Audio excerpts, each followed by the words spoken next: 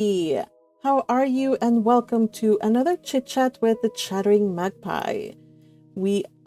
I am here. We are here. The gang is here with me. We're so ready to start, continue our read along of the Count of Monte Cristo. Hello, gang. How are you? She's holding us hostage, chat.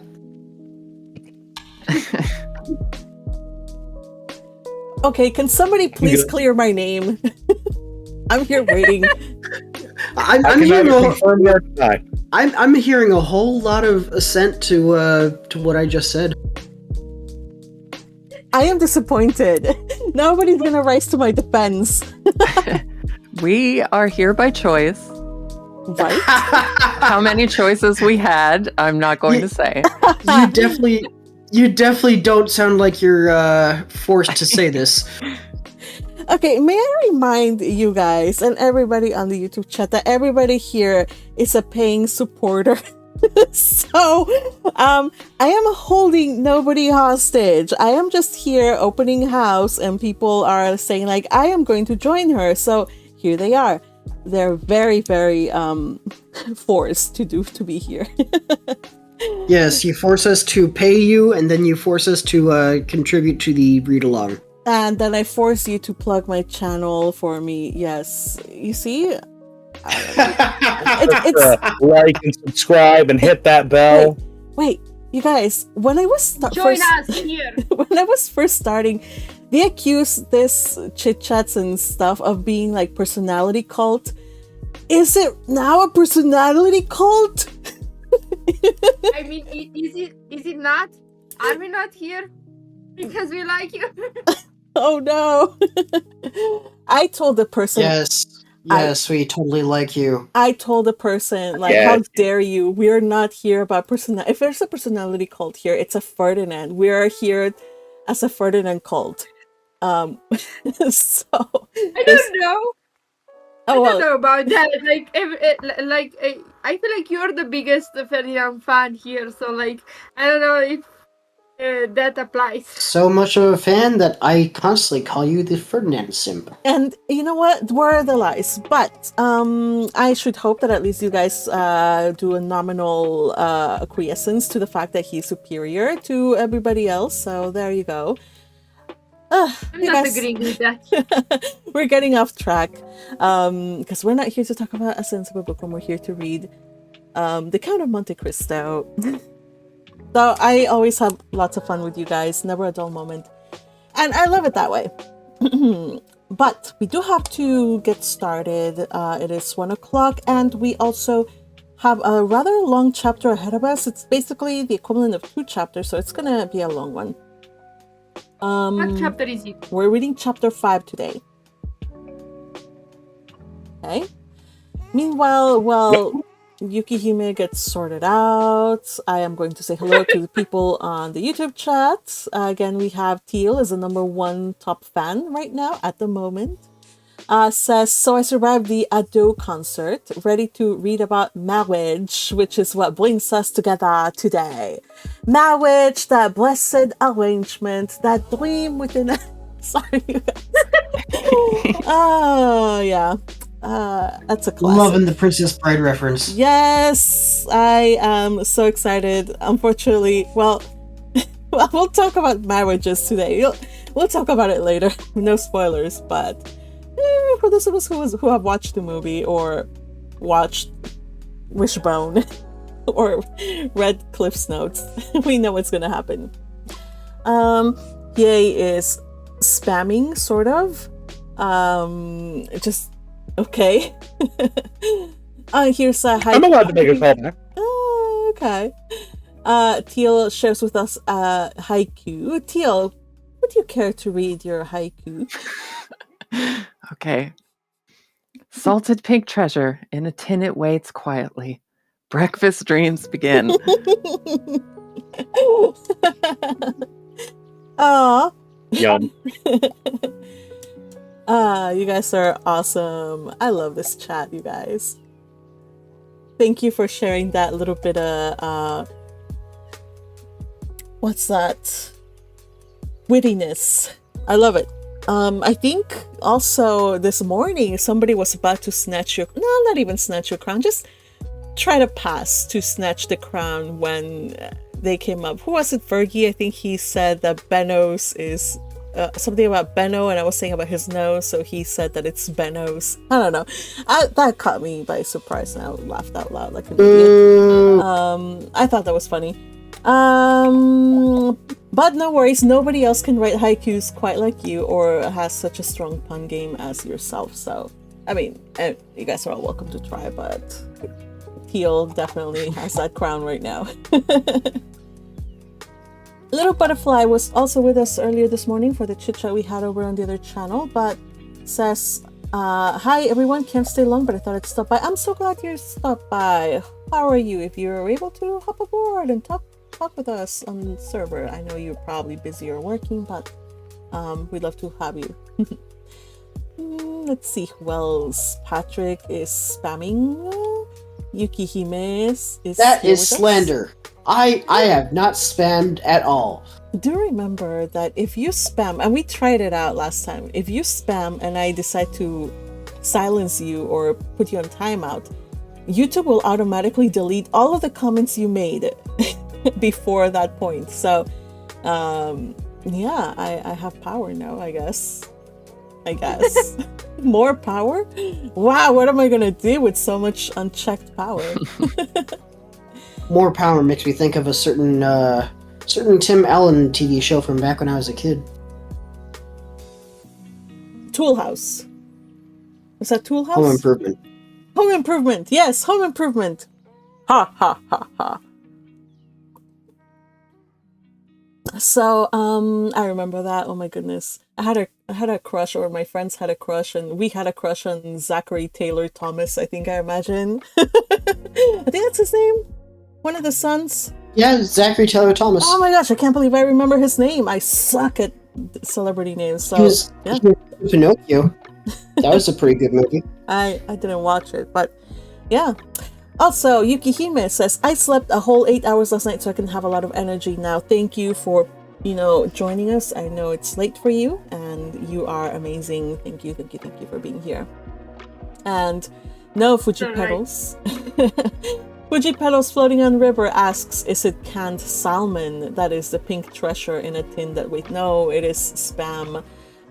Though, if it were me though, I would actually go for canned salmon because, okay, one of my favorite things to eat is baked sushi, or the sushi bake, sorry, which is like basically a sushi casserole, right? But it can be expensive to buy, to buy all the time, like the frozen wild caught thing. So one time I was like super broke, super hungry.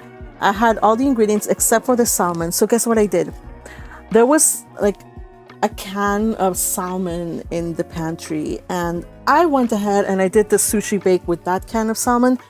It was delicious. It was perfect. I was like, whoa. So all this time I've been spending so much money buying the fancy wild caught salmon that comes frozen when I could have just been using this. So yeah, if you haven't tried canned salmon, what are you waiting for? Try it on some things. It doesn't replace everything, of course, but it's not as bad if you do it on something cooked.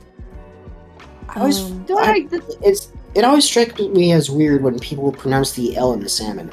Did I say salmon? Salmon? You did. I did? Well, salmon. There you go. I'm Mexican. I can say it. You are far from the first person who's done it. It's just weird whenever I hear it. Right, can you say it again, Patrick? How do you say it? Salmon. Salmon. He says it's salmon. This is the in salmon country. We say salmon. Wow. Okay, so salmon country person has it right. Can you say it again for all of us? Salmon. Salmon.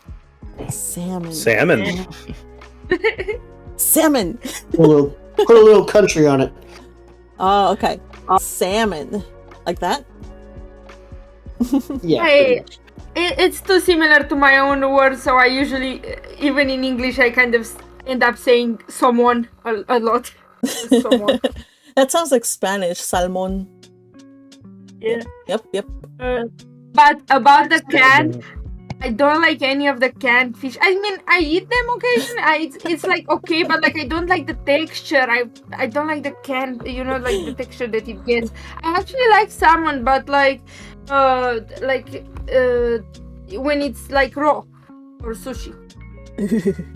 Okay. Oh, salmon roes. I love that. I have to say, you guys, Yukihime is like a child in the stuff that she eats and doesn't eat. So I was not surprised about the canned salmon. I was like, it makes sense, whatever. But the fact that you're okay with eating raw fish, I cannot. I'm sorry. Like, have you never had sushi? no. What? Not. What is wrong with you? You have no right to complain about me then. What? It has worms and parasites. You have to cook them out. No, it doesn't. It does. You're going to bad places if you're getting worms and parasites. What the hell? I don't know. That's what people say. And also, I don't want to. Well, people are lying to you. Brain. I mean, you're just as likely to get like salmonella from eggs. Like, what? Are you not eating eggs? I cook the eggs. I cook the eggs. I wash my hands. It's not the same. Oh no! I just can't with you. I can't. I also can't. No, Patrick, go at it because I can't. Am I the only one here that does not eat raw fish? The amount of sushi I eat. I make sushi at home like so much. I cannot with you. Salmon yesterday, or sushi yesterday. Now I'll have it tomorrow. I'm sorry, you guys. I can't. Like even my Mexican heritage, they eat raw fish. They eat ceviche and it's perfectly acceptable, but I just can't. So why don't you? Because I am me. It's like the same thing. I remember going to a Mexican restaurant and eating pretty much raw shrimp it was soaking in what, I think vinegar or something like that. I can't remember the exact name of the it tasted a lot like vinegar, but anyway. Mm-hmm. Well, vinegar is delicious. Salmon in the vinegar. Okay, so this is shrimp. I didn't let you finish. Your story. Yes, shrimp in the vinegar. And how was that? It was delicious. Oh, a bit spicy, but it was very delicious.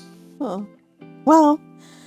Far be it for me to yuck anybody's yum. I just said a preference. Like, I just said, like, I like to eat my fish cooked, and you guys just attacked me. Like, nobody thought my camp. And that's fine. Because you're wrong. Because you're wrong. Okay, so I'm like... in the no sushi camp. Oh, yes! Yes! Oh, wait. I'm not just saying that. It's like a texture issue for me. At least you I'll tried take it. That's what I mean. Please try it at least so you know if you like it or not. Like, that's what I'm talking about. Yeah, all right. Chat, how many subscribers do we need to get you to try sushi on a live stream? Yes, let's do this. There's not enough people in the chat to make... All right, so I'm going to make a Find poll. people. Raw fish, yes or no? There we go. I mean, it's just us in the chat and Fuji Pet. Exactly. It's like only like 5 of us. Like there's concurrent views. It says 4 people. And that means that I can vote, right?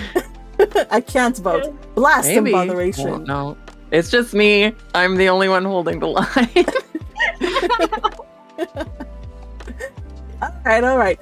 So meanwhile, I'm ignoring horribly the YouTube chat. I'm gonna ignore you guys who are seriously deranged, and I will read the YouTube chat.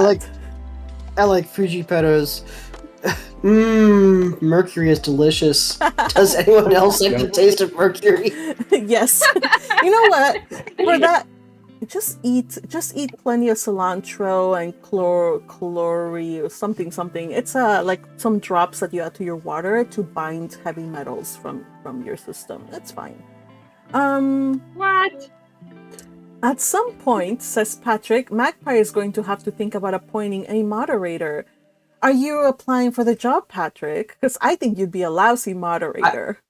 I was gonna say I'd probably be the one being moderated, so probably not. I literally asked, is the moderator whole job just to mind Patrick? Like minds retainers? Like I imagine that kind of situation. Yeah. In charge of the asylum. Exactly. So we have here right now so far, because we're not a lot of people here in this server and in this chat, but there is just one rule: you self-moderate, and the worst that could happen is I time you out, but you have to piss me off 3 times. I'm just saying you're eventually going to get big enough that you're going to need a moderator, and we'll see. I don't see that happening because I don't follow the trends, you guys. People were already watched all of the videos on trailer. Okay, so for example, I like to really work on a video and it takes me forever to get it out, whereas big YouTubers, they something happens and they're talking about it the next day or as soon as possible, and they kind of ride the trends. And I'm actually a contrarian in that respect. I don't care about trends, even if it's to my detriment, but I'm gonna do what I want to do when I want to do it. So to be fair, those bigger YouTubers have teams to do their editing and stuff like that. Yeah, makes sense. There's also the fact that it's just a different content. I mean, it's one thing to give your opinion as soon as it happens, basically kind of the news, you know? It's this is what just happened in anime, this is what just released. And what you do is more on the analyzing stuff and going in depth and really thinking about stuff, not just presenting it, you know? So as someone who watches a lot of hours of just in general content that is very well thought out and stuff, and I have a lot of people that I follow that post something just once a month or less. So yeah, there's content creators of all kinds. I'm just one that exactly. I guess it's because I overthink sometimes. So I'm what can I don't want to say something that's already been said either. So I think there's all kinds of YouTube for all kinds. Yeah.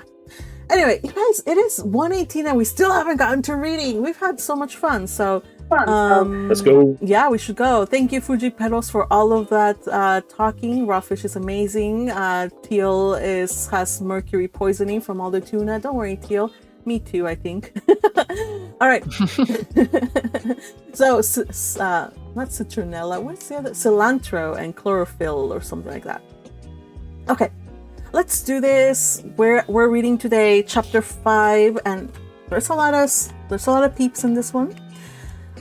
So be patient with us as we sort ourselves out.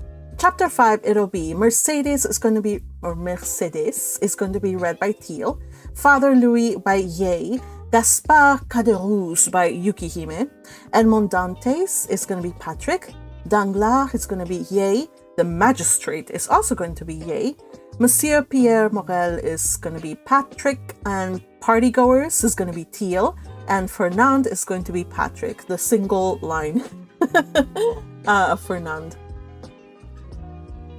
Okay. Ferdinand. All right. Strike one. Let's get this started, you guys. Chapter 5, The Marriage Feast. The morning's sun rose clear and resplendent, touching the foamy waves into a network of ruby-tinted light. The feast had been made ready on the second floor at La Réserve, with whose arbor the reader is already familiar. The apartment destined for the purpose was spacious and lighted by a number of windows, over each of which was written in golden letters, for some inexplicable reason, the name of one of the principal cities of France. Beneath these windows, a wooden balcony extended the entire length of the house. And although the entertainment was fixed for 12 o'clock, An hour previous to that time, the balcony was filled with impatient and expectant guests, consisting of the favorite part of the crew of the Pharaon, and other personal friends of the bridegroom, the whole of whom had arrayed themselves in their choicest costumes, in order to do great honor to the occasion. Various rumors were afloat to the effect that the owners of the Pharaon had promised to attend the nuptial feast, but all seemed unanimous in doubting that an act of such rare and exceeding condescension could possibly be intended. Danglars, however, who now made his appearance, accompanied by Caderousse, effectually confirmed the report, stating that he had recently conversed with Monsieur Morel, who had himself assured him of his intention to dine at La Réserve. In fact, a moment later, Monsieur Morel appeared and was saluted with an enthusiastic burst of applause from the crew of the Pharaon, who hailed the visit of the shipowner as a sure indication that the man whose wedding feast he thus delighted to honor would ere long be first in command of the ship. And as Dantès was universally beloved aboard his vessel, the sailors put no restraint on their tumultuous joy at finding that the opinion and choice of their superiors so exactly coincided with their own. With the entrance of Monsieur Morel, Danglars and Caderousse were dispatched in search of the bridegroom to convey to him the intelligence of the arrival of the important personage whose coming had created such a lively sensation, and to beseech him to make haste. Danglars and Caderousse set off upon their errand at full speed, but ere they had gone many steps they perceived a group advancing toward them, composed of the betrothed pair, a party of young girls in attendance on the bride, by whose side walked Dantès' father, the whole brought up by Fernand, whose lips wore their usual sinister smile. Neither Mercédès nor Edmond observed the strange expression of his countenance. They were so happy that they were conscious only of the sunshine and the presence of each other. Having acquitted themselves of their errand, and exchanged a hearty shake of the hand with Edmond, Danglars and Caderousse took their places beside Fernand and old Dantès, the latter of whom attracted universal notice. The old man was attired in a suit of glistening watered silk, trimmed with steel buttons, beautifully cut and polished. His thin but wiry legs were arrayed in a pair of richly embroidered clocked stockings, evidently of English manufacture, while from his three-cornered hat depended a long streaming knot of white and blue ribbons. Thus he came along, supporting himself on a curiously carved stick, his aged countenance lit up with happiness, looking for all the world like one of the aged dandies of 1796, parading the newly opened gardens of the Luxembourg and Tuileries. Beside him glided Caderousse, whose desire to partake of the good things provided for the wedding party had induced him to become reconciled to the Dantès, father and son, although there still lingered in his mind a faint and unperfect recollection of the events of the preceding night, just as the brain retains on waking in the morning the dim and misty outline of a dream. As Danglars approached the disappointed lover, he cast on him a look of deep meaning, while Fernand, as he slowly paced behind the happy pair, who seemed in their own unmixed content to have entirely forgotten that such a being as himself existed, was pale and abstracted.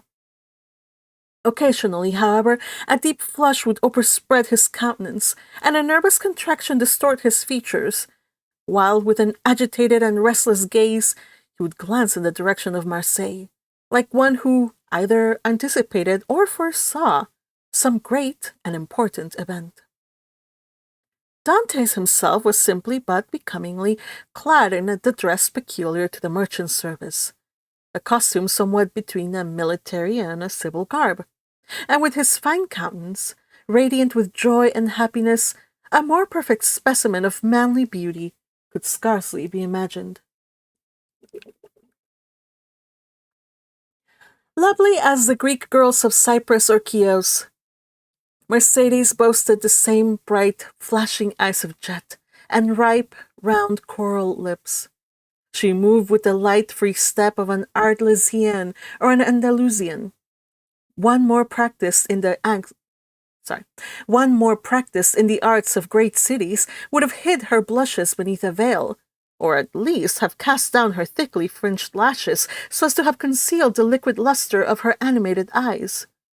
But on the contrary, the girl looked around her with a smile that seemed to say, "If you are my friends, rejoice with me, for I am very happy." As soon as the bridal party came in sight of La Réserve, Monsieur Morel descended and came forth to meet it, followed by the soldiers and sailors there assembled, to whom he had repeated the promise already given, that Dantès should be the successor of the late Captain Leclerc. Edmond, at the approach of his patron, respectfully placed the arm of his affianced bride within that of Monsieur Morel, who forthwith, conducting her up the flight of wooden steps leading to the chamber in which the feast was prepared, was gaily followed by the guests, beneath whose heavy tread the slight structure creaked and groaned for the space of several minutes. "Father," said Mercedes, stopping when she had reached the center of the table. "Sit, I pray you, on my right hand. On my left I will place him who has ever been as a brother to me," pointing with a soft and gentle smile to Fernand. But her words and look seemed to inflict the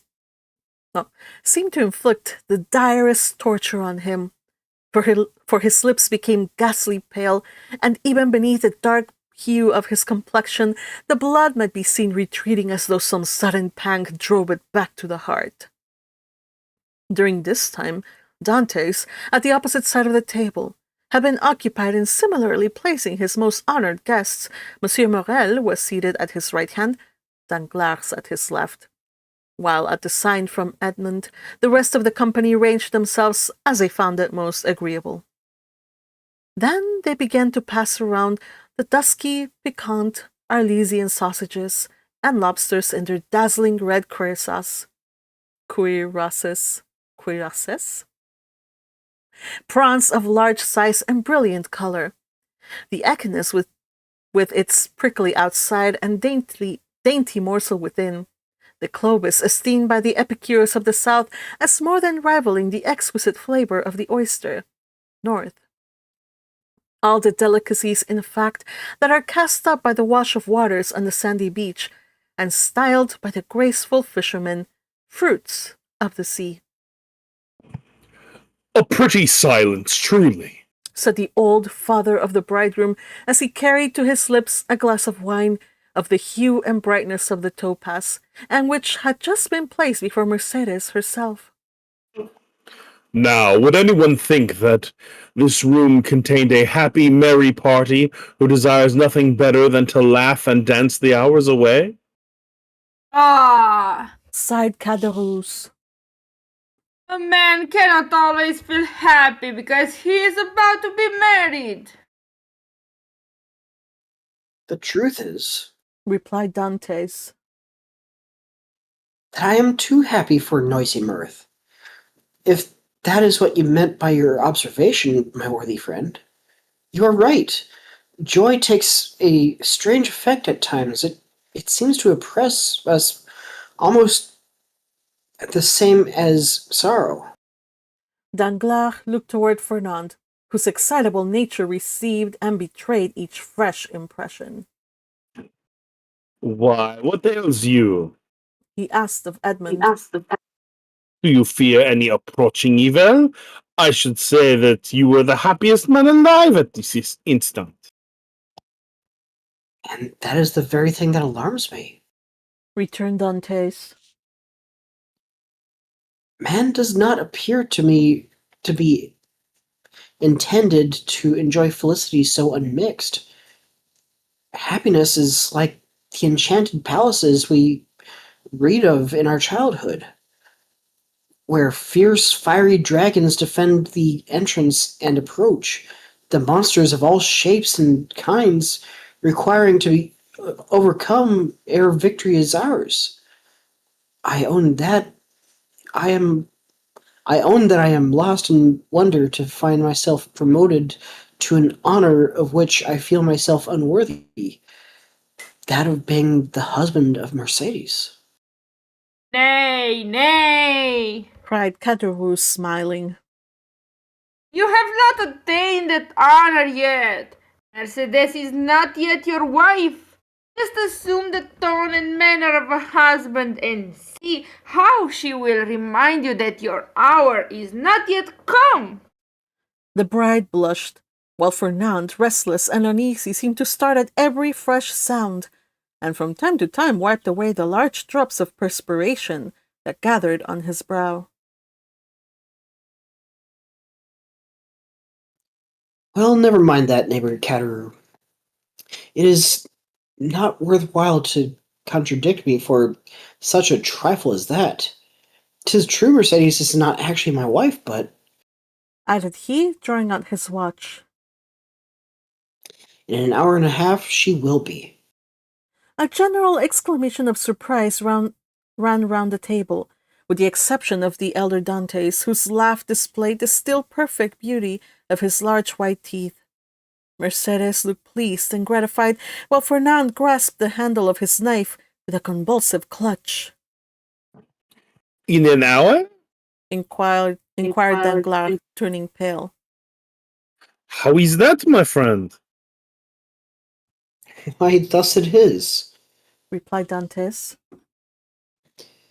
Thanks to the influence of Monsieur Morel, to whom, next to my father, I owe every blessing I enjoy. Every difficulty has been removed. We have purchased permission to waive the usual delay, and at 2:30 the mayor of Marseille will be waiting for us at the city hall.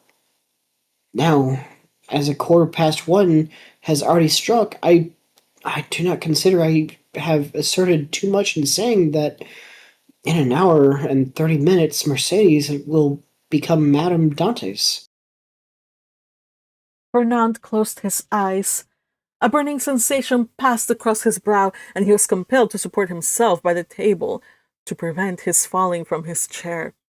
But in spite of all his efforts, he could not refrain from uttering a deep groan, which, however, was lost amid the noisy felicitations of the company. Upon my word, Cried the old man. you made short work of this kind of affair. Arrived here only yesterday morning, and married today at 3 o'clock. Commend me to a sailor for going the quick way to work. But Asked Danglars in a timid tone. how did you manage about the other formalities, the contract, the settlements? The the contract. Answered Dantès laughingly. It didn't take long to fix that. Mercedes has no fortune, and I have none to settle on her. So you see, our papers were quickly written out and certainly do not come very expensive. The joke elicited a fresh burst of applause. So that what we presume to be merely the betrothal feast turns out to be the actual wedding dinner, Said Oh, Danglars. no. Sorry, go on.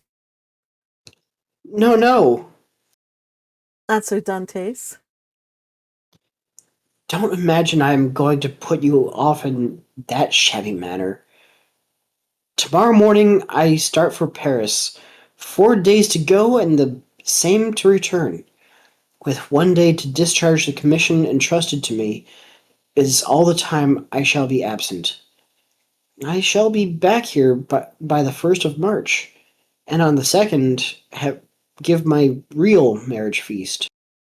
The prospect of fresh festivity redoubled the hilarity of the guest to such a degree that the elder Dantès, who, at the commencement of the repast, had commented upon the silence that prevailed, now found it difficult, amid the general din of voices, to obtain a moment's tranquillity in which to drink to the health and prosperity of the bride and bridegroom.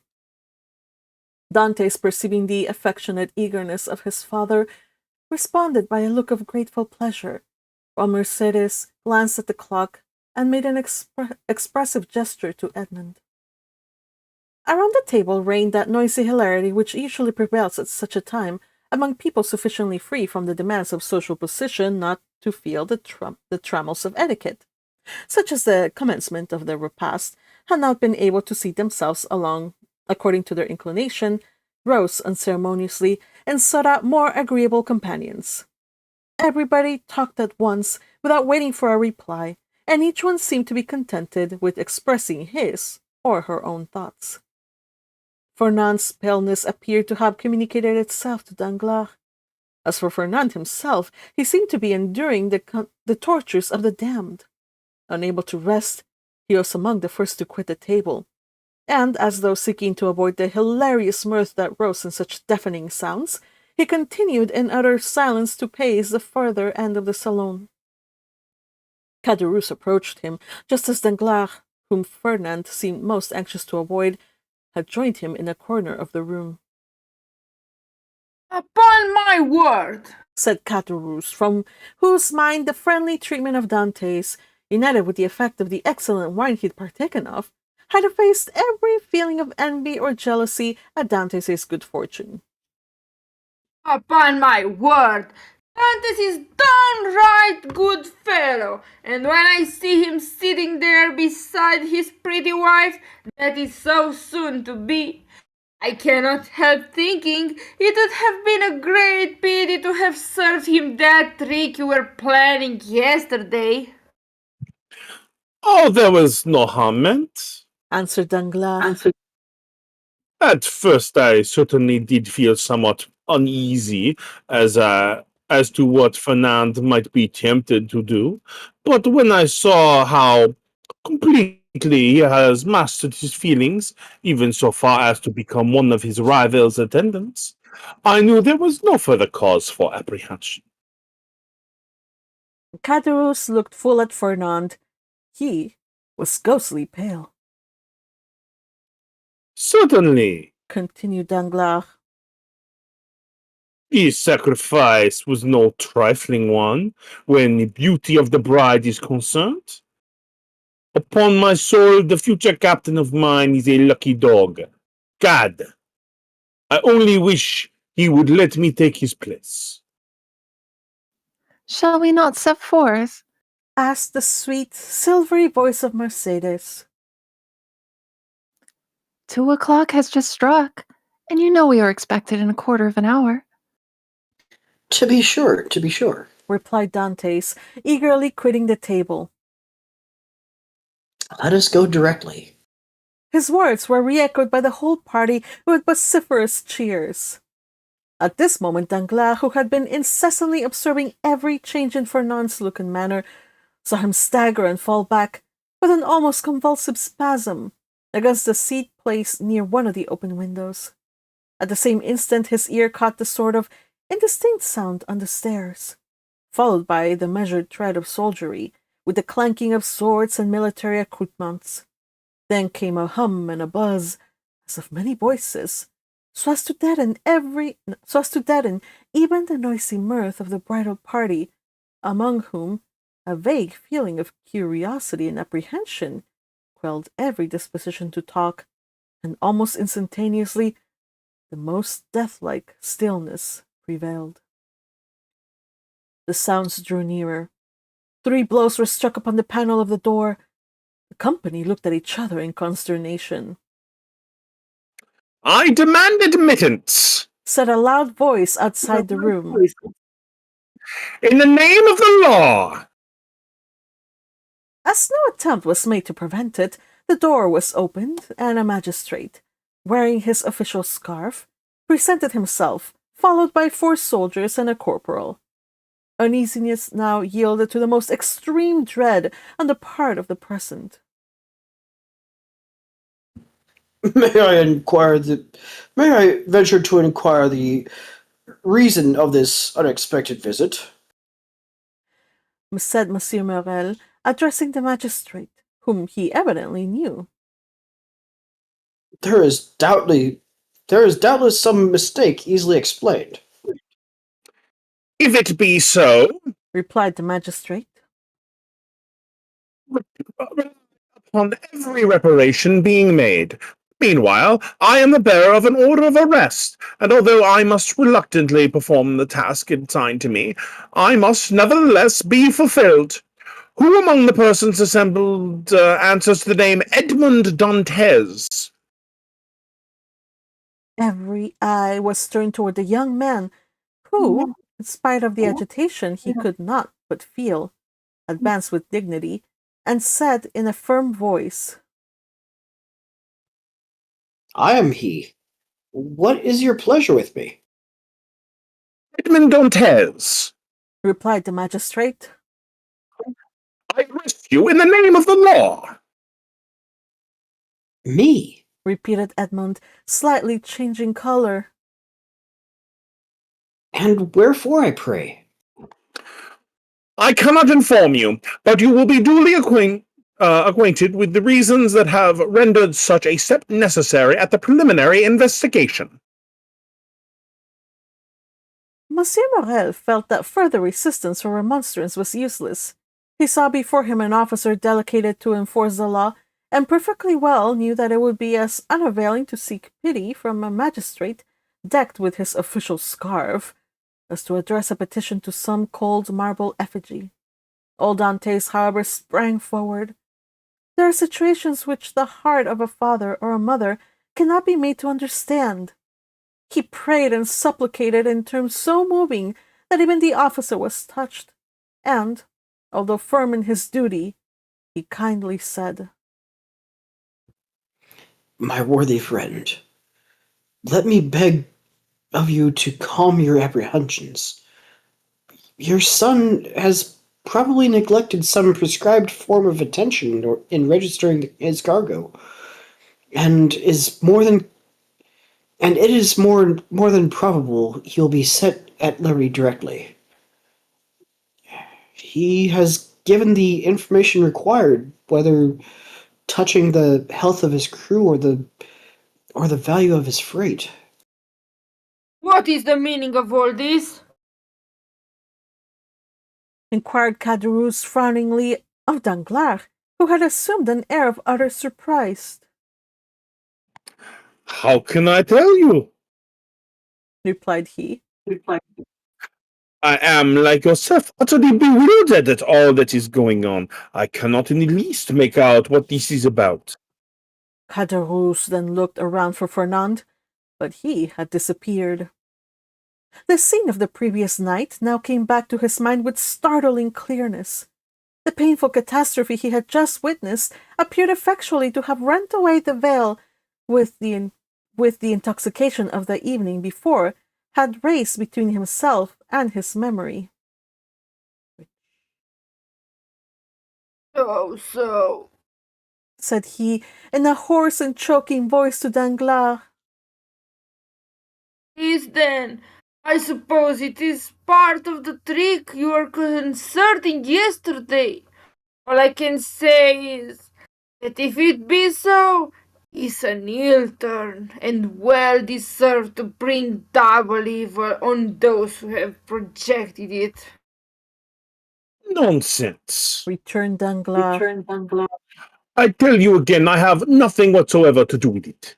Besides, you know very well that I tore the paper to pieces. No, you did not. Answered Caderousse. You merely threw it by. I saw it lying in the corner. Hold your tongue, you fool. What should you know about it? Why, you were drunk. Where is Fernand? Inquired Caderousse. How do I know? Replied Danglars. Gone, as every prudent man ought to be. To look after his own affairs, most likely. Never mind where he is. Let you and I go and see what is to be done for our poor friends. During this conversation, Dantès, after having exchanged a cheerful shake of the hand with all his sympathizing friends, had surrendered himself to the officer sent to arrest him, merely saying, Make yourselves quite easy, my good fellows. There is some little mistake to clear up, that's all. Depend on it. And very likely I may not have to go far as the prison to effect that. Oh, to be sure.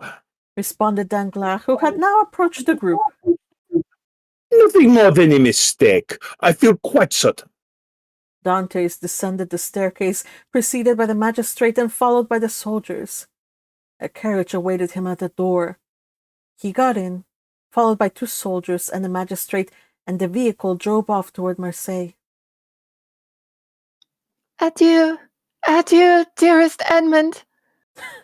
Oh, Mercedes, this is the best you could do. Sorry, Teal, you did amazing, but Mercedes, okay. Sorry, I'm so sorry. I've been like, no, I'm going with you or something. I'm sorry, you guys. Can you read your line again? Sorry. Indeed. Adieu, adieu, dearest Edmond, cried Mercedes, stretching out her arms to him from the balcony. The prisoner heard the cry, which sounded like the sob of a broken heart, and leaning from the coach, he called out, Goodbye, Mercedes. We shall soon meet again. Then the vehicle disappeared round one of the turnings of Fort St. Nicholas. Wait for me here, all of you, cried Monsieur Morel. I will take the first conveyance I find, and hurry to Marseille, whence I will bring you word of how all is going. That's right. Exclaimed the multitude of voices. Go and return as quickly as you can. The second departure was followed by a long and fearful state of terrified silence on the part of those who were left behind.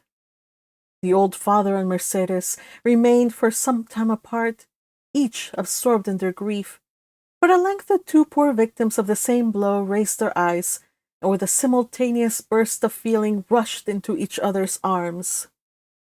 Meanwhile, Fernand made his appearance, poured out for himself a glass of water with a trembling hand, then, hastily swallowing it, went to sit down at the first vacant place, and this was, by mere chance, placed next to the seat on which poor Mercedes had fallen half fainting when released from the warm and affectionate embrace of old Dantès.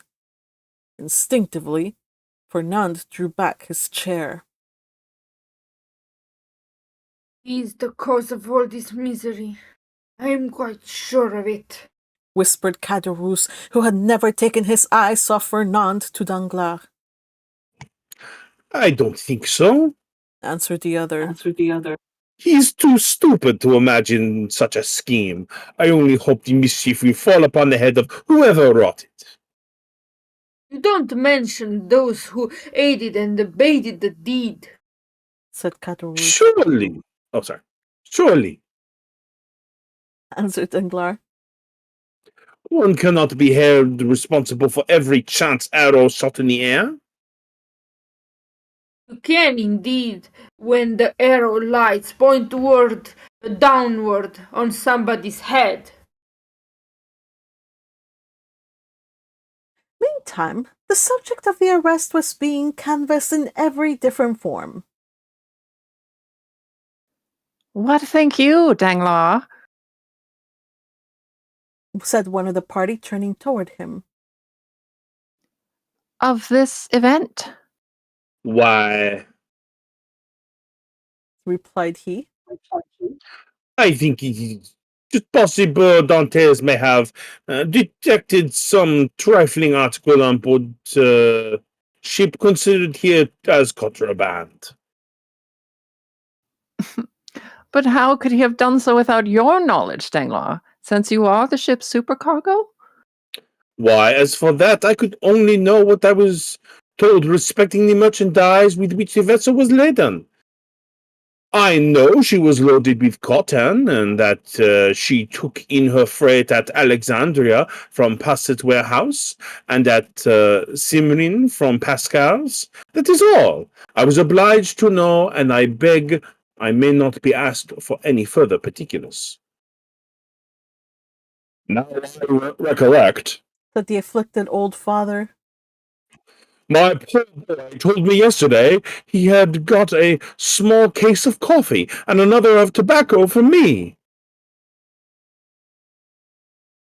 There, you see? exclaimed Danglars. Now the mischief is out. Depend upon it, the custom house people went rummaging about the ship in our absence and discovered poor Dante's hidden treasure. Mercedes, however, paid no heed to this explanation of her lover's arrest. Her grief, which she had hitherto tried to restrain, now burst out in a violent fit of hysterical sobbing. Come, said the old man. be comforted, my poor child. There is still hope. Hope, repeated Danglars.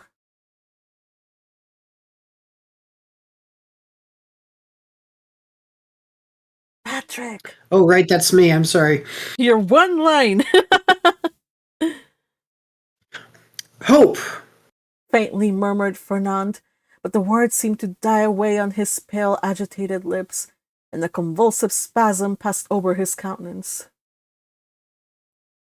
Good news! Good news! Shouted forth one of the party stationed in the balcony in the lookout. Here comes Monsieur Morel back. No doubt now we shall hear that our friend is released. Mercedes and the old man rushed to meet the shipowner and greeted him at the door. He was very pale. What news? Exclaimed a general burst of voices. Alas, my friends, replied Monsieur Morel with a mournful shake of his head. the thing has assumed a more serious aspect than I expected. Oh, indeed. Indeed, sir, he is innocent, sobbed forth Mercedes. That I believe, answered Monsieur Morel. But still he is charged. With what? inquired the elder Dantès. With being an agent of the Bonapartist faction. Many of our readers may be able to recollect how formidable such an accusation became in the period at which our story is dated. A despairing cry escaped the pale lips of Mercedes. The old man sank into a chair.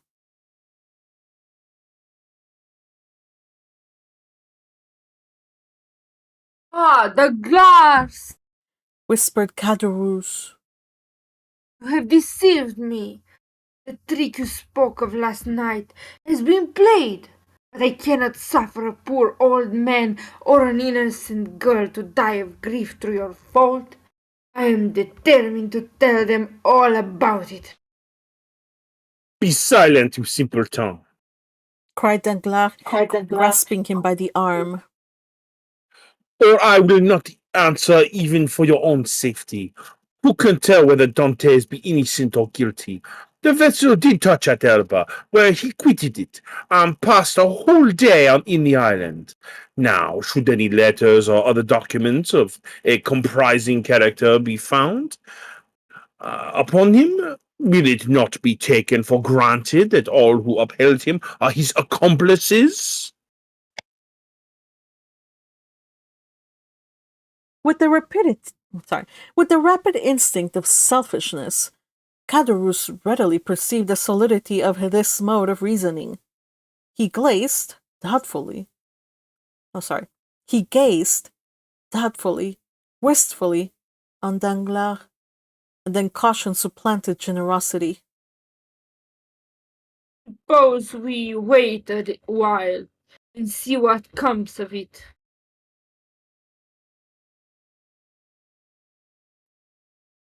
said he, casting a bewildered look on his companion. To be sure, answered Danglars. let us wait, by all means. If he be innocent, of course he would be set at liberty. If guilty, why, it is no use involving ourselves in a conspiracy. Let us go then. We cannot stay here any longer. With all my heart.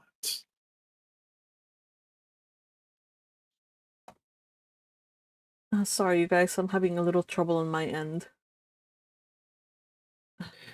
We are experimenting some technical differences. All right, here we go. Could you My your line? heart. Okay, thank you.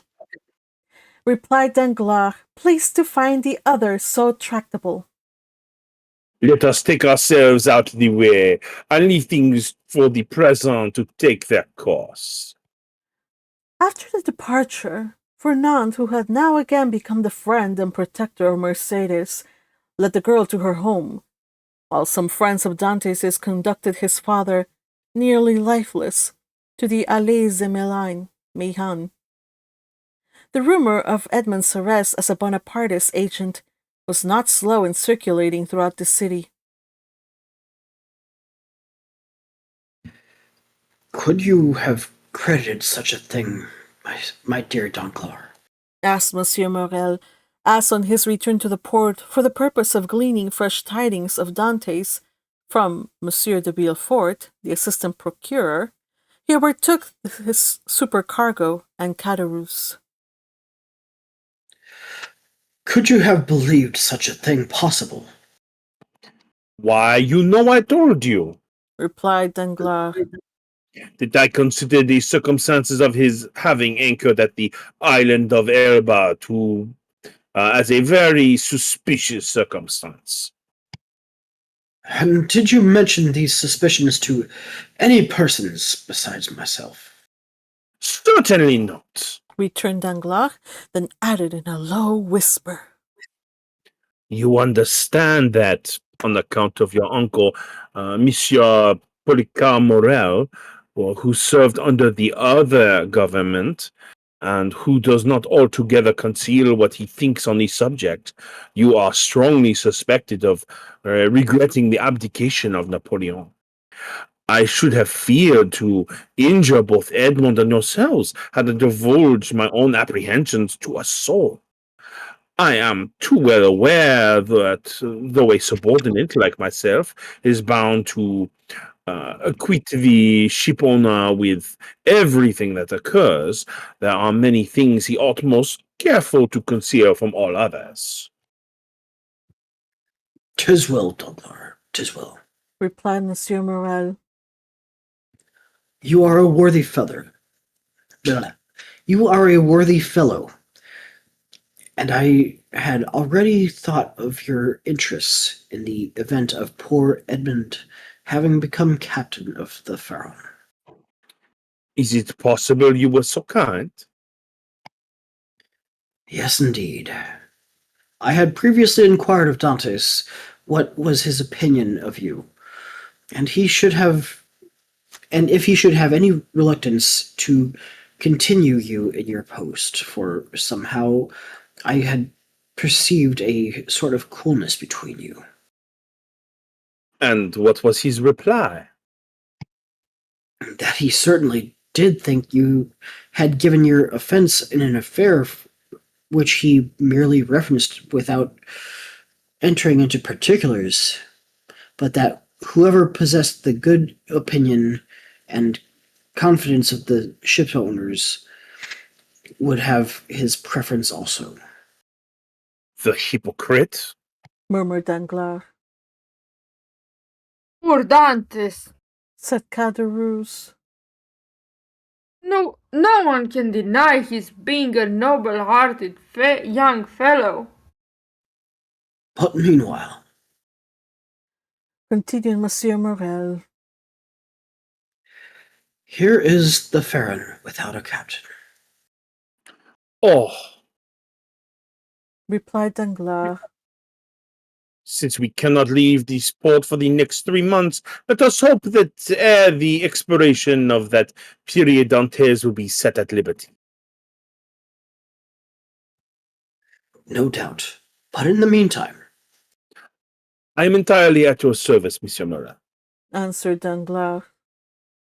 You know that I am as capable of managing a ship as the most experienced captain in the service, and it will be so far advantageous for you to accept my services that upon Edmond's release from prison, no further change will be requisite on board the Pharaon.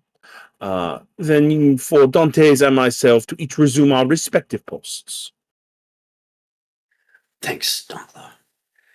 That will smooth over all difficulties. I fully authorize you to at once assume the command of the farm and look carefully to the unloading of her freight. Private misfortunes must never be allowed to interfere with business. Be easy on that score, Monsieur Morel, but do you think we shall be permitted to see our poor Edmond? I will let you know that directly. I have seen Monsieur de Villefort, whom I shall endeavour to interest in Edmund's favour.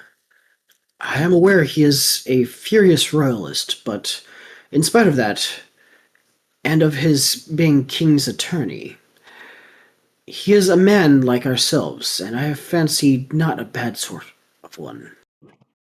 Perhaps not. replied Danglars. But I hear that he is ambitious, and that's rather against him. Well, well, returned Monsieur Morel. we shall see. But now hasten on board. I will join you there ere long. So saying, the worthy shipowner quitted the two allies and proceeded in the direction of the Palais de Justice. You see, said Danglars, addressing Caderousse. the turn things have taken. Do you still feel any desire to stand up in his defense? Not the slightest. But yet it seems to me a shocking thing that a mere joke should lead to such consequences. But who perpetrated that joke, let me ask? Neither you nor myself, but Fernand. And you know very well that I threw the paper in the corner of the room. Indeed, I fancied I had destroyed it. Oh no, replied Caderousse. that I can answer for. You did not. I only wish I could see it now as plainly as I saw it lying all crushed and crumbled in a corner of the arbor. Well, then, if you did it, depend upon it. Fernand picked it up and either copied it or caused it to be copied. Perhaps even he did not take the trouble of recopying it. And now I think of it, by heavens, he may have sent the letter here itself. Fortunately for me, the handwriting was disguised. Then you are aware of Dantès being engaged in conspiracy? Not I. As I before said, I thought the whole thing was a joke, nothing more. It seemed, however, that I have unconsciously stumbled upon the truth. Ill. argued Caderousse. I would give a great deal if nothing of the kind had happened, or at least that I had had no hand in it. You will see, Danglars, that it will turn out an unlucky job for both of us. Nonsense. If any harm come of it, it should fall upon the guilty person, and that, you know, is Fernand. How can we be implicated in any way? All we have got to do is to keep our own counsel and remain perfectly quiet, not breathing a word to any living soul, and you will see that the storm will pass away without in the least affecting us. Amen, replied Caderousse, waving his hand in token of adieu to Danglars, and bending his steps toward the Allées de Meilhan, moving his head to and fro, and muttering as he went after the manner of one whose mind was overcharged with one absorbing idea. So far, then, said Danglars mentally. all has gone as I would have. I am temporarily commander of the Pharaon, with the certainty of being permanently so. if that fool of a Caderousse can be persuaded to hold his tongue. My only fear is the chance of Dantès being released, but there he is in the hands of justice, and He added with a smile. she will take her own. So saying, he leaped into a boat, desiring to be rowed on board the Pharaon, where Monsieur Morel had agreed to meet him. End of chapter.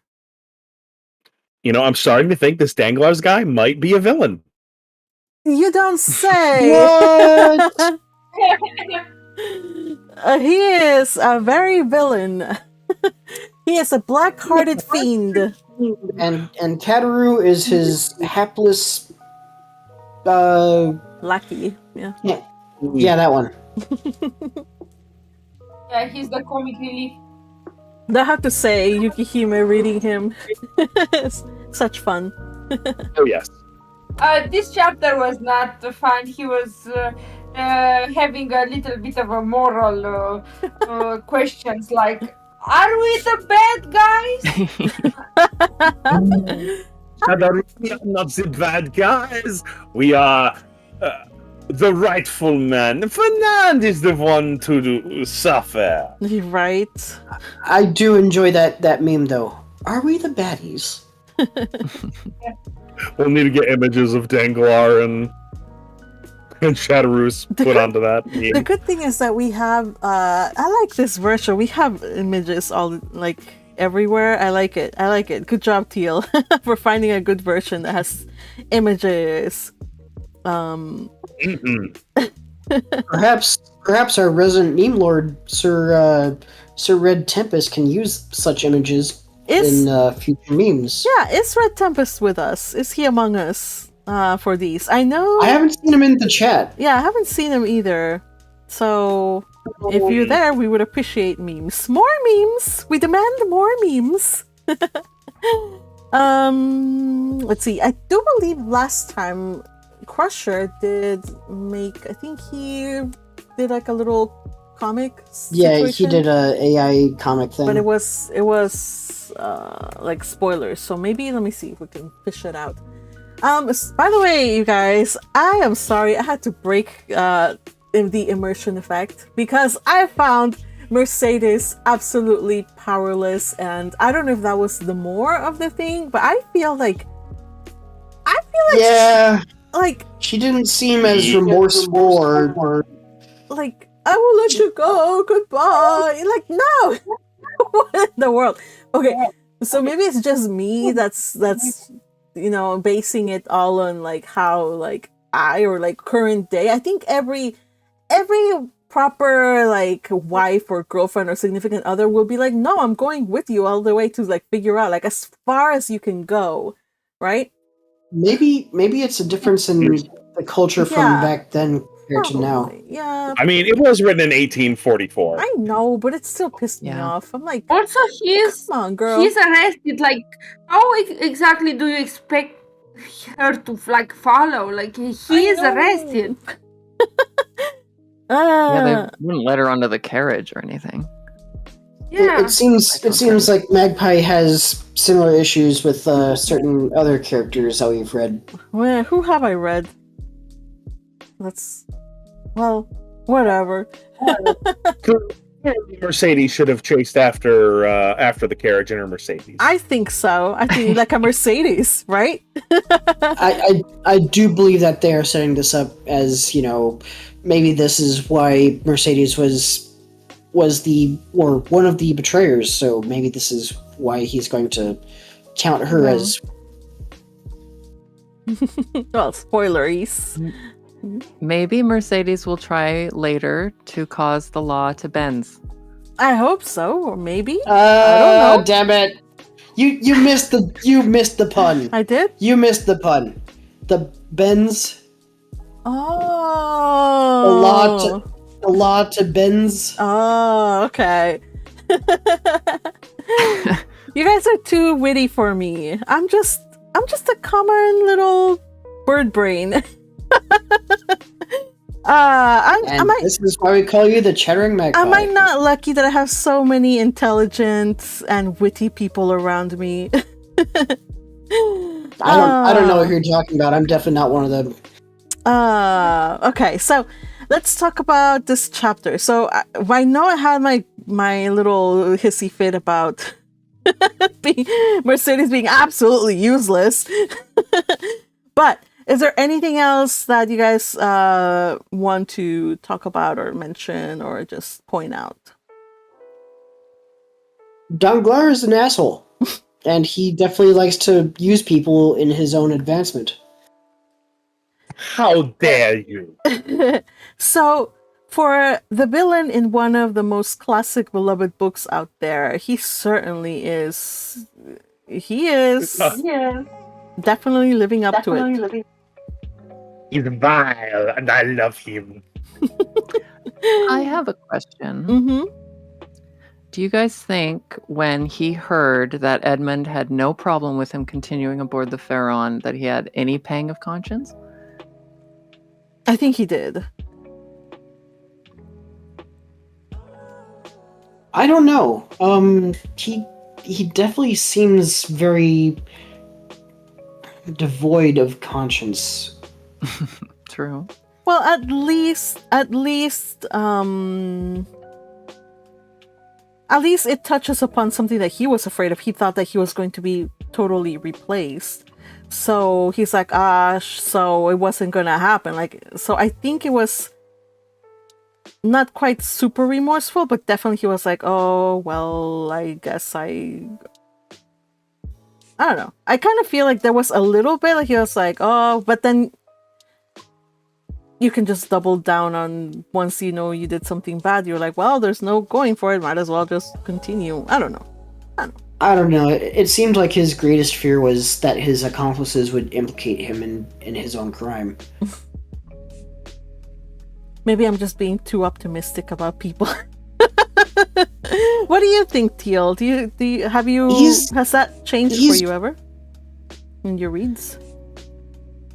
He was quick to rationalize it, saying, oh, what a hypocrite. And that's kind of like a defensive sort of statement. Like he was rearranging his own brain to be as mean as he expected it to be. Yeah, to me, he's written as one of those mustache-twirling villains who, oh, I'll get you next time, you jerk.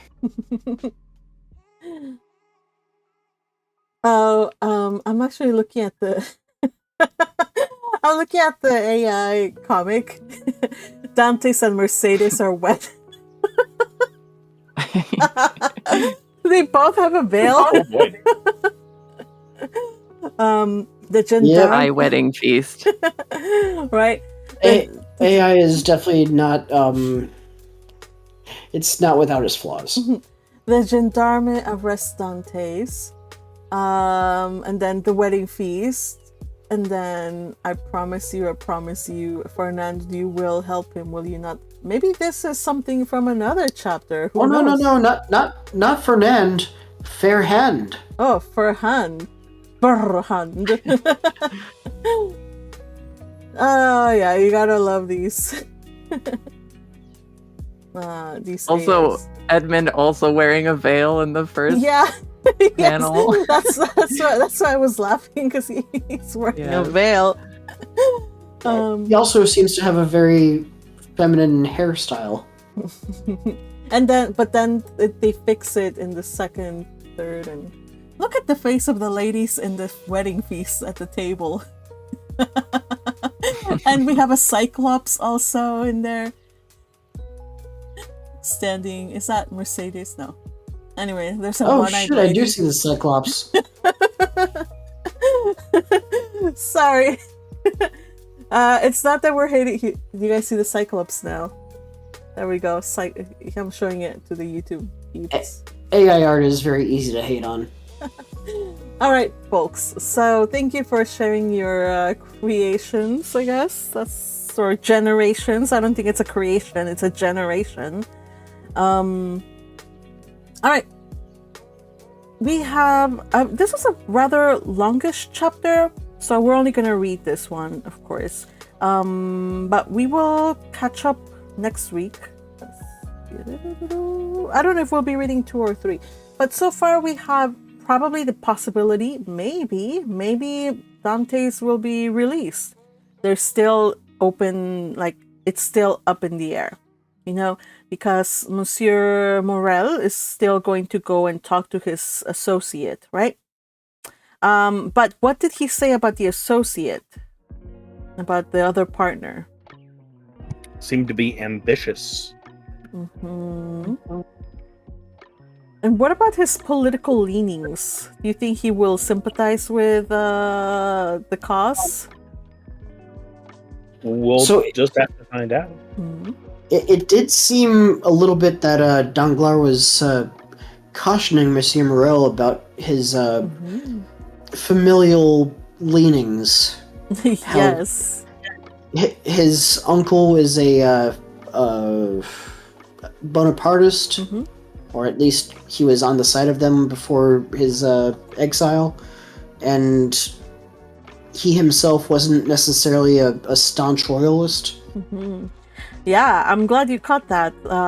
He was kind of like subtly telling him not to. It was a threat. Like you don't dig too deep. Yep, because you got something. You know, you could also get in trouble. Ha ha. So I thought that was like this despicable, but then again, Danglars is despicable. So I was gonna say he is a very despicable person. Yeah.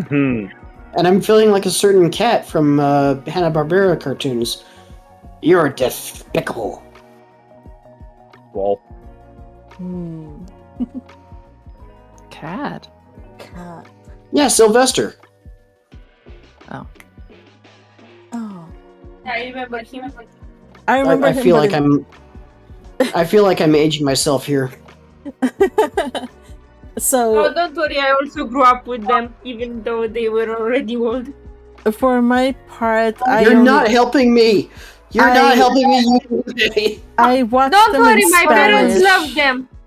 I thought it was us who said you're despicable. There you go. Damn it.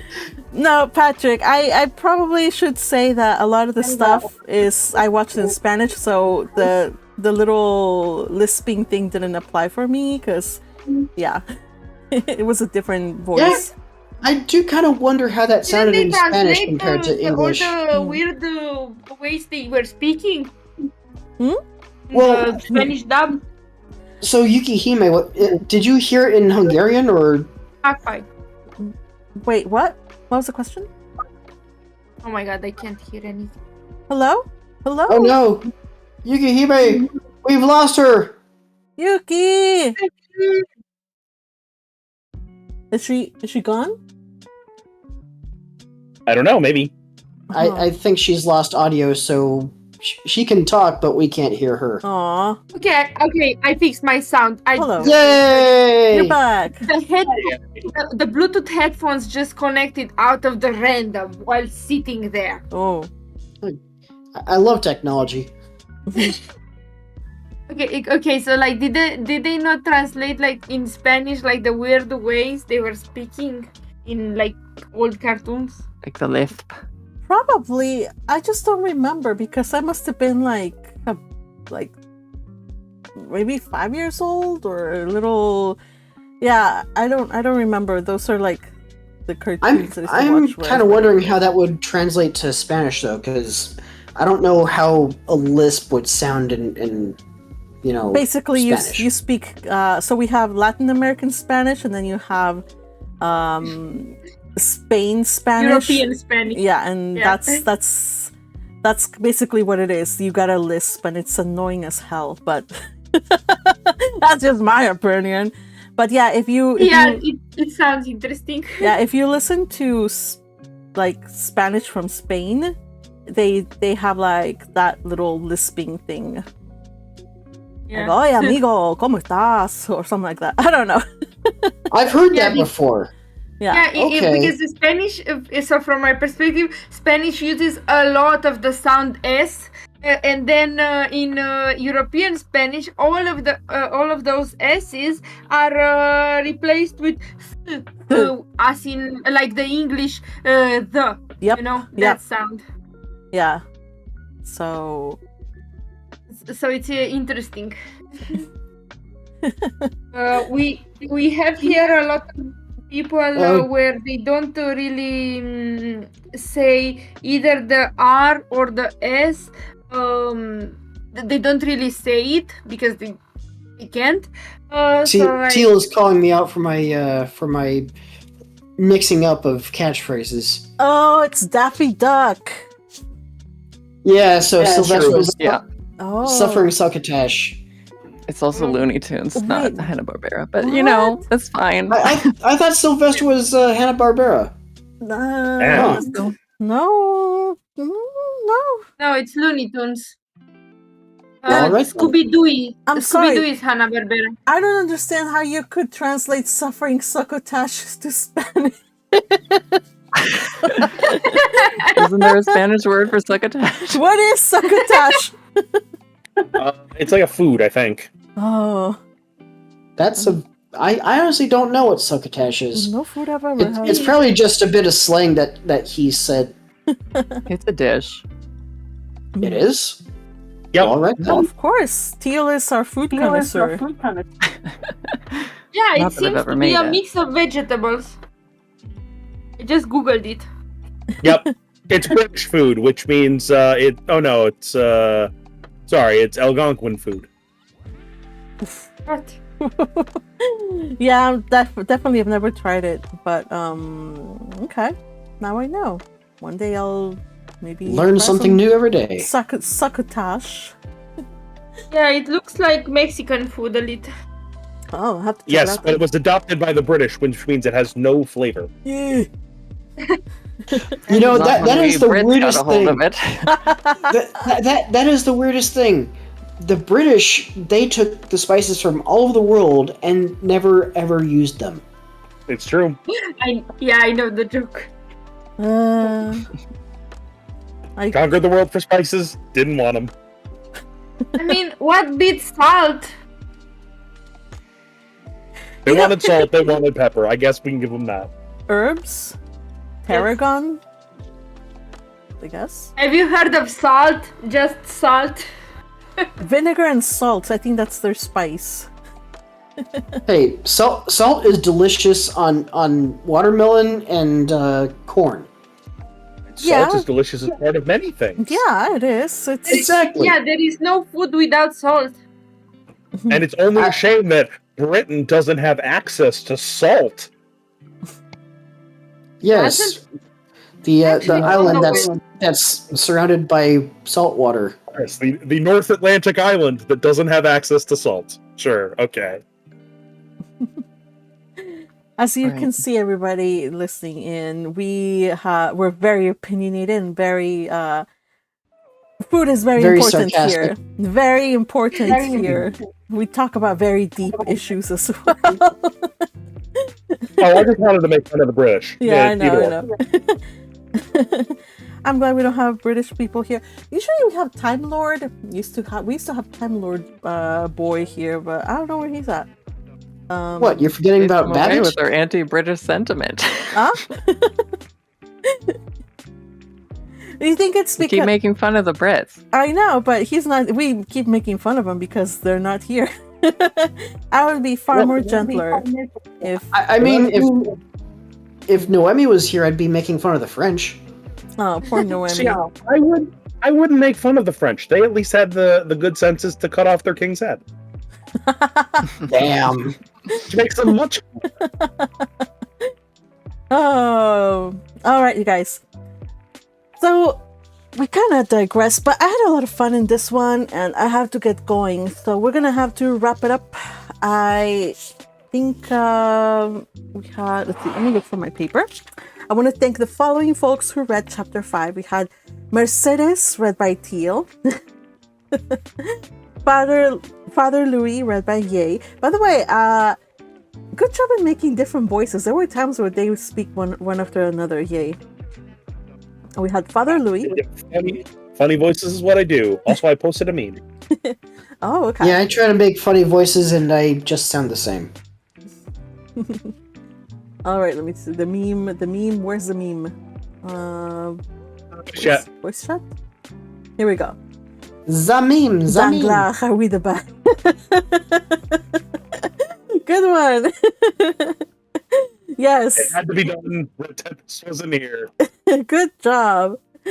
So we have Yay doing Father Louis, Yukihime doing Gaspard Caderousse, Patrick doing Edmond Dantès, Yay also doing Danglars, and the Magistrate, Patrick also doing Monsieur Pierre Morel, Teal doing the Partygoers, and finally Fernand was Patrick. So thank you all, and again a huge thank you to Teal, who is doing these scanlations, the highlightings for these chit chats. I mean, these read-alongs for us. Yeah, read-alongs for us. So thank you. I hope you all have a wonderful Friday, and I am so excited. So we can. I'm still writing the Bookworm High, so it's gonna take a while for it to subside, but I'm excited.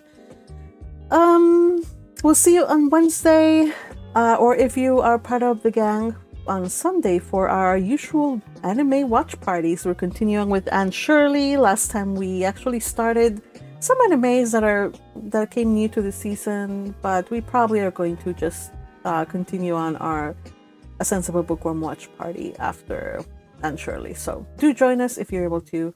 And also, if you want to be part of this beautiful group of bookworms and mischief makers, become a member.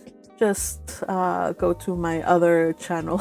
This is so hard to do, you guys. Go to my other channel, subscribe to that channel, and then hit the join button. It's as simple as that. Yeah, if only you just stuck to the one channel. Made things easier. Yeah, well, I couldn't because I couldn't. You know I couldn't.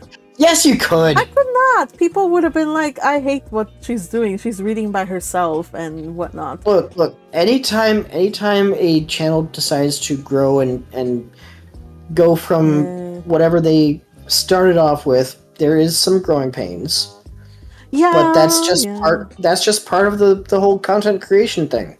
Yeah, the whole thing is I want to do what I want to do, and I want to. If it's necessary to do what I want to do somewhere else, I'll just do it somewhere else. And if nobody goes, then that's fine. I'll just do it. So I was so lucky that when I started reading the other one, somebody decided to follow me, and like a few people said like, yeah, we'll go. So that's fine because I also don't want to crowd up the other channel with stuff that's not anime related. But your other channel, while you're neglecting, tends to suffer for that. Yeah, I know. Yeah, that's why I'm not a full-time YouTuber. All right, you guys, but we'll yeah, that's neither here nor there. I hope that everybody has a wonderful weekend. We will see you on Wednesday for the return of Dantès. So hopefully something good happens, but I wouldn't hold my breath, you guys. If you watch the movie with us, well, you know what happens. If you didn't, then stick around to find out what happens. All right. Goodbye, gang. Take care. Have a good weekend. Adieu. Adios.